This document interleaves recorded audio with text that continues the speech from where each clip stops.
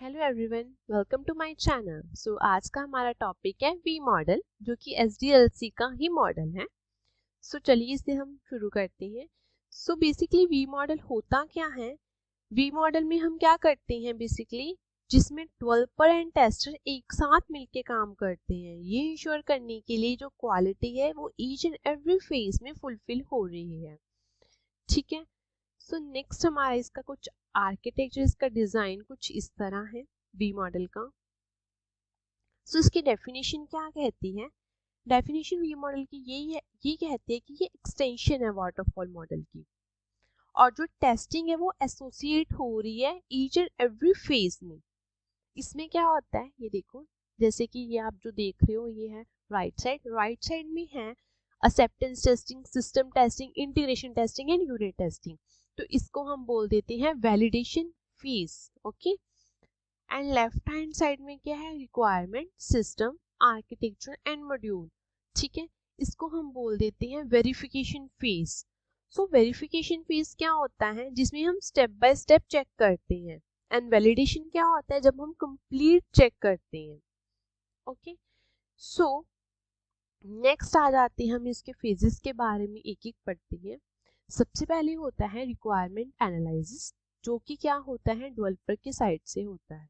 Client developer को requirements दे देते हैं, डेवलपर्स को क्या करना होता है? उस पर फर्दर वर्कआउट करना होता है। डेवलपर्स भी करते हैं वर्क एंड डिजाइनर्स भी करते हैं।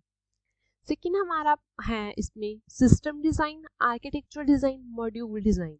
ये तीनों को इकट्ठा समझते हैं एग्जाम्पल के साथ। जो सिस्टम डिजाइन होता है वो बेसिकली क्या होता है कि मानो हमारी पूरी वेबसाइट बन रही है, that is under the system design.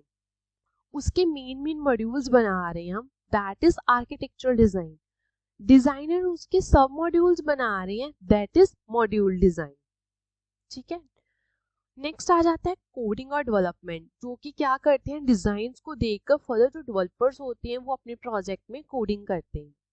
ये हो गया डिजाइनर्स के लिए एंड डेवलपर्स के लिए। नेक्स्ट हमारा आ जाता है टेस्टिंग का फीस। टेस्टिंग का फीस क्या होता है? सबसे पहले हमारे पास आ जाती है यूनिट टेस्टिंग, देन आ जाती है integration, system and acceptance testing.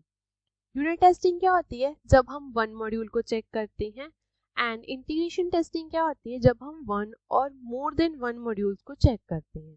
Integration का मीनिंग ही क्या होता है? कॉम्बिनेशन ऑफ वन और टू मॉड्यूल्स। सिस्टम टेस्टिंग क्या होता है?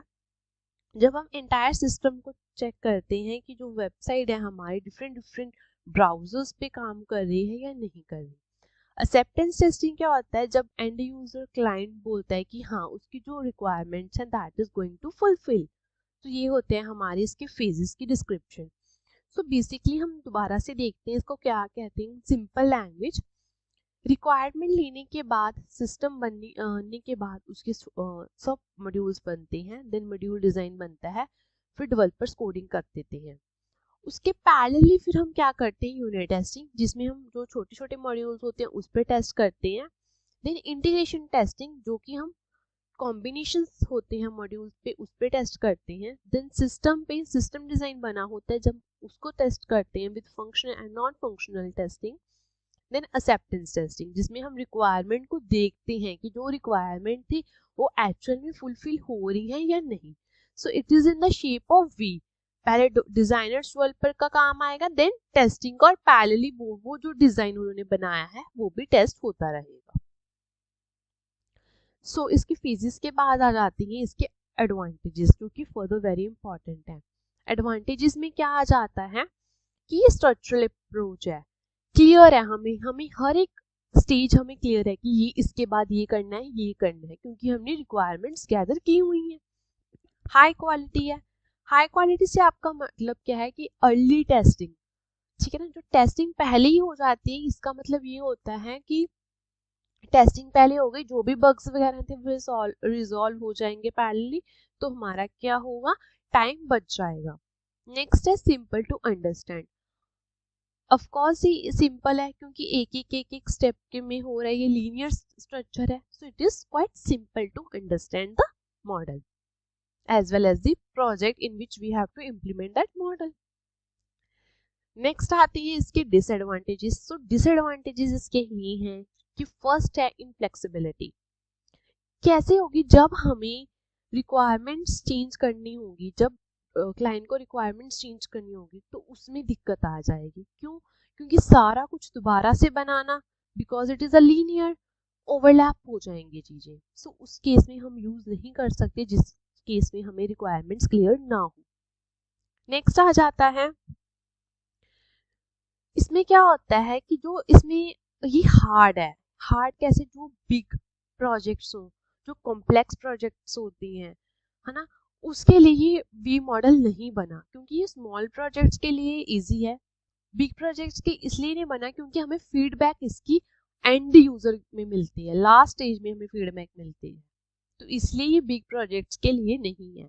No iterations. ओके, नेक्स्ट आ जाता है when to use the V model. कब यूज करना चाहिए वी मॉडल प्रोजेक्ट में? जब हमें अपनी रिक्वायरमेंट्स अंडरस्टूड हो, क्लियर हो, एंड जो स्मॉल और मीडियम प्रोजेक्ट्स के लिए हो। जब क्लाइंट ने रिक्वायरमेंट्स में कोई भी चेंज नहीं करना, in that case we can use the V model. Now the question rise when not to use the V model. कब यूज नहीं करना चाहिए? जब हमारे पास रिक्वायरमेंट ना क्लियर हो, रिक्वायरमेंट चेंजेस होने हो, कोई भी प्रोजेक्ट है जिसमें चेंजेस होने ही होने हैं रिक्वायरमेंट्स में, उस केस में हमें वी मॉडल यूज नहीं करना चाहिए।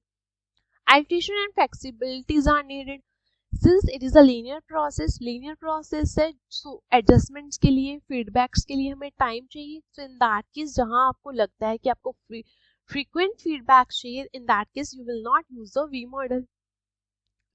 Last आ जाता है हमारा, जब हमारे पास large और complex project हो, ठीक है, उसमें बिल्कुल भी यूज नहीं करना चाहिए, क्योंकि जो लार्ज स्केल्स प्रोजेक्ट्स होते हैं उसमें क्या होती हैं, अपडेशंस टाइम टू टाइम होती रहती हैं। तो in that case it is a not good approach to use the V model. So this is all about the V model. Thank you.